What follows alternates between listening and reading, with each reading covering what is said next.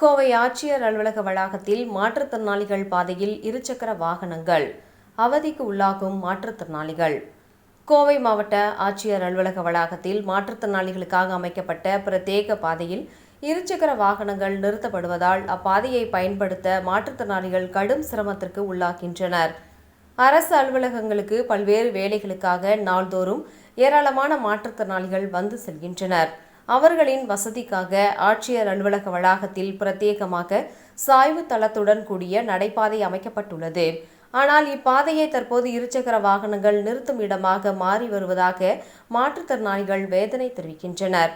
ஆட்சியர் அலுவலகம் வரும் மாற்றுத்திறனாளிகள் சக்கர நாற்காலியிலோ அல்லது துணையுடனோ தான் இந்த பாதையை பயன்படுத்துகிறார்கள்.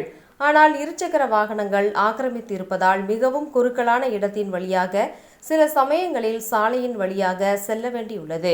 அதனால் மாற்றுத்திறனாளிகளுக்காக பிரத்யேக பாதையில் இருசக்கர வாகனங்களை நிறுத்துவதை தடுக்கவும், அவ்வாறு நிறுத்துபவர்கள் மீது உரிய நடவடிக்கை எடுக்கவும் மாவட்ட நிர்வாகம் உடனடியாக தலையிட வேண்டும் என்று சமூக ஆர்வலர்கள் கோரிக்கை விடுத்துள்ளனர்.